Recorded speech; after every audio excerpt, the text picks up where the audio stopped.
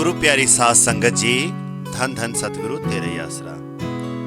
डेरा सच्चा सौदा, उससे जुड़े कुछ चमत्कार के बारे में आपको हम बताने जा रहे हैं। जेड़ी इत्थे ताकत है वो सबसे ऊंची है।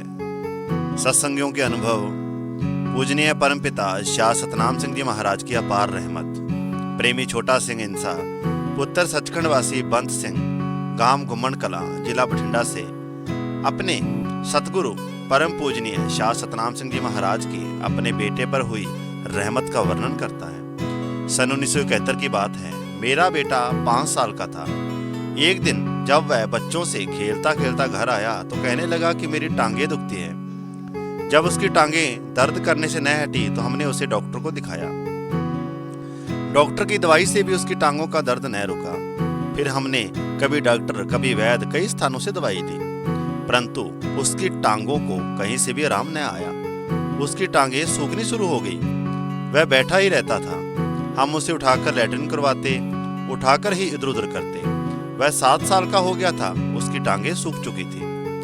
हमें इस तरह लगता था कि यह तो उम्र भर चारपाई पर ही रहेगा तथा हमसे ही सेवा करवाएगा। सतगुरु की रहमत हुई। मुझे मालिक सतगुरु परमपिता जी ने ख्याल दिया कि बच्चे को डेरा सच्चा सौदा सरसा लेकर आए।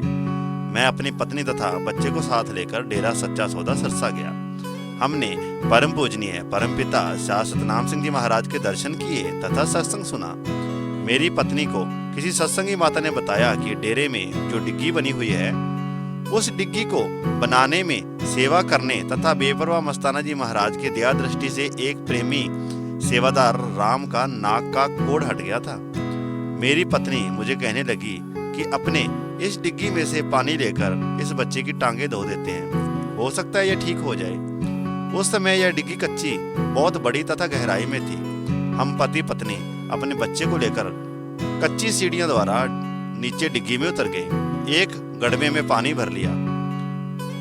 वहां डिग्गी में छोटे छोटे वृक्ष थे, जिनकी ओट में हम बच्चे की टांगें धोने ही लगे थे तो किसी अजनबी बंदे ने मुझे जख्मे में ले लिया और कहा, क्या करता है भाई, पता नहीं कितने स्थानों पर गया होगा, कितने स्थानों पर जाएगा।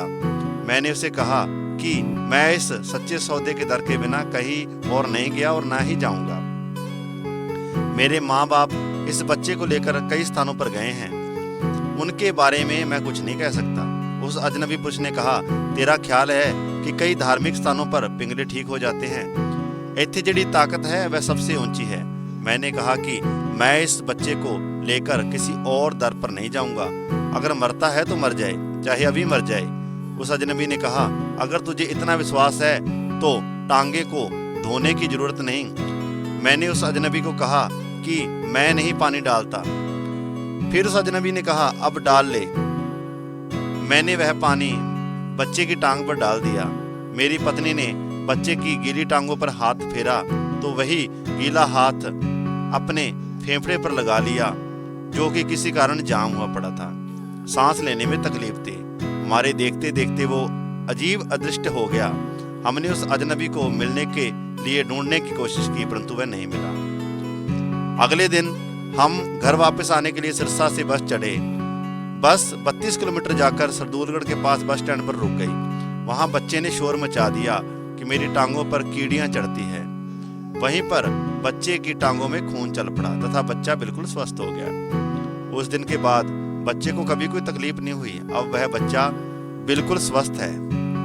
मेरी पत्नी का फेफड़ा जो रुका हुआ था उस दिन चल पड़ा।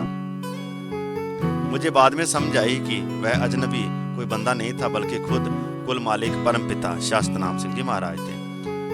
मेरे पास इतनी ताकत नहीं कि मैं अपने सतगुरु के परोपकार का वर्णन कर सकूं।